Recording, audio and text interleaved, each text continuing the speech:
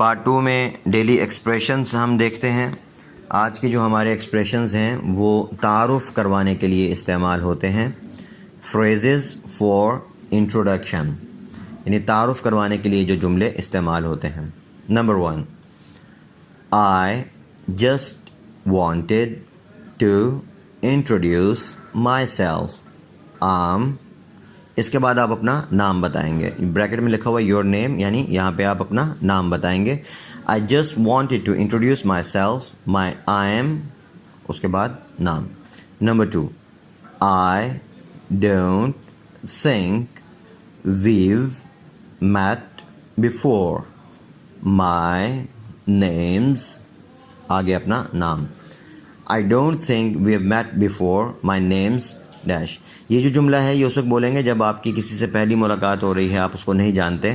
آپ اسے کہتے ہیں کہ I don't think we have met before، یعنی میرا نہیں خیال کہ ہم پہلے کبھی ملے ہیں، میرا نام یہ ہے. ٹھیک. نمبر 3، this is، آگے اپنا نام بتا دیں آپ. یہ بہت ایک بے تکلف سا انداز ہے. this is Khalid, this is Rehan, کہ میں خالد ہوں، میں ریحان ہوں. Number 4، I'd like you to meet. I'd like you to meet، اس کا مطلب ہے میں چاہوں گا کہ آپ ملیں. میٹ کے بعد آگے نام بتائیں گے.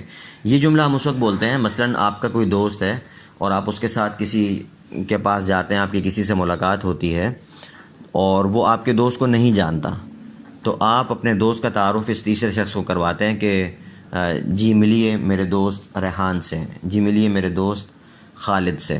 صحیح. I'd like you to meet my friend Rehan. I'd like you to meet my friend خالد. ٹھیک ہے، یا صرف I'd like you to meet خالد. ٹھیک. اور یہ جو شروع میں لفظ ہے I'd، یہ اصل میں I would ہے. I would کی یہ شارٹ فارم ہے. اس میں WOUL ان سارے حروف کو حذف کر دیا ہے اور اپاسٹرافی لگا کر ایک حرف بن گیا، اس کو پڑھتا ہے I'd.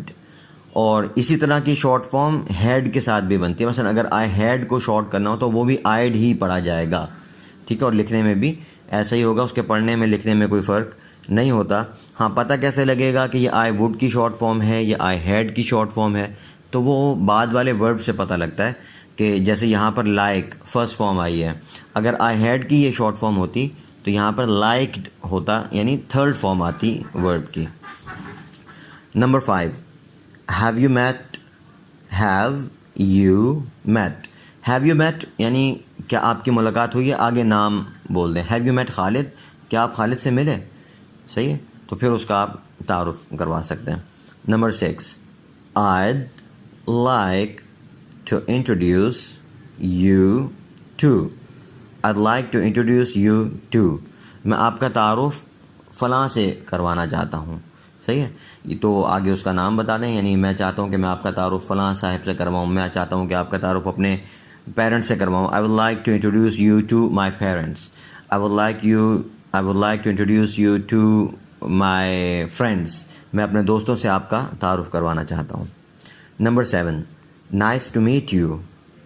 nice to meet you، یہ جب کوئی تعارف کرواتا ہے، مثلاً پہلا جملہ اس نے بولا جیسے ہم نے شروع میں پڑھا I just wanted to introduce myself. I am Asif, کہ میں اپنا تعارف کروانا چاہ رہا تھا آپ سے، میرا نام آصف ہے. جب میں نے یہ بولا تو یہ دوسرا شخص ہے وہ جواب میں بولے گا nice to meet you، آپ سے مل کر خوشی ہوئی.